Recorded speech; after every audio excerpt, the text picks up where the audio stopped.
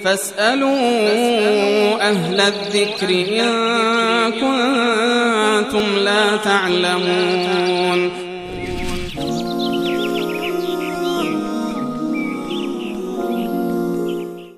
بیننده بعدی پرسیدن که آیا عاشق کسی شدن که واقعا دوستش داریم گناه دارد؟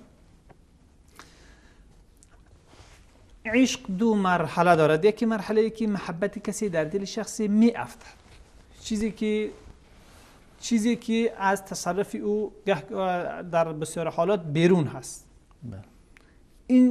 این نقطه جرم نیست بالای او، اما تصرفاتی که بعد از او انجام میدهد، اصلا تا او تصرفات انجام ندهند بسیاری ها اون را عشق نمیشمارد.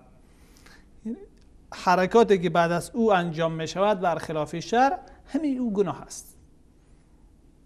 از قبیل رابطه گرفتن، مصروف ساختن کلی خود با او از ذکر و طاعت الله تبارک و تعالی، حتی از نمازها و از تمام کارهای خیر، گذشته از خدمت پدر و مادر و از دیگر چیزها، تا متوسل شدن به راههای نامشروع، رسیدن به یکدیگر، تماسهای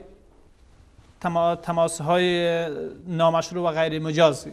یعنی اینجا یایی که برای ازدواج با هم راههای را انتخاب میکنن که با هم یک نوع تفاهمشان پیدا شود، این موضوع جداگانه هست. ما تماسهای عشق بازی و نام فرستادن های عشق بازی و غیره بدون موضوع اصلی، همه از اینها جزئی از جرائمی هست که میان گناه صغیره تا به گناه کبیره یعنی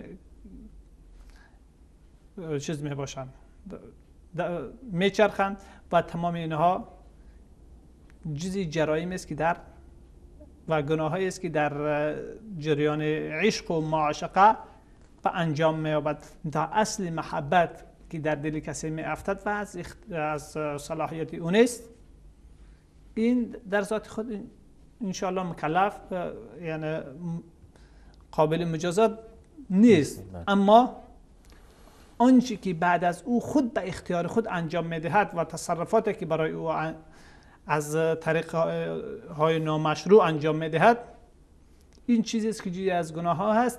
اما یک چیزی در اینجا لازم به یاد آوری هست که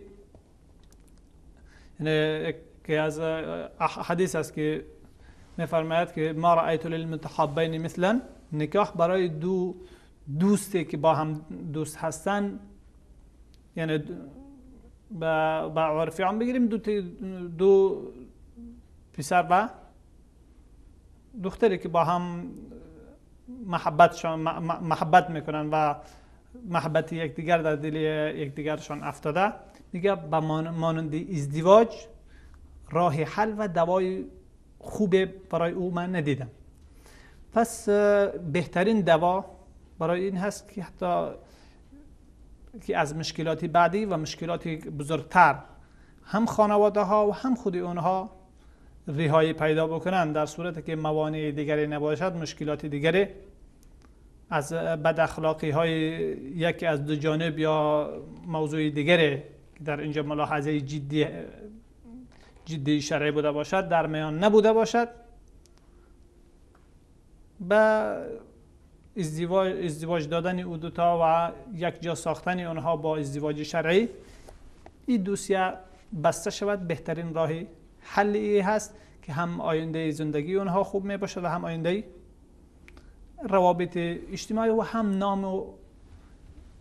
نام و نشان خانواده و عفت آنها. این چیزی است که خانواده ها باید در متوجه بوده باشند و بسیاری ها که به اساس یک نوع عاطفه ها یا که احساسات بگویم، یک نوع احساسات اجتماعی یا قبیله‌ای در زودترین فرصت رو میارن به یک نوع تعاملات انعکاسی و احساساتی بد که هم بر زندگی خودشان هم بر زندگی دیگرها تأثیر منفی میگذارد.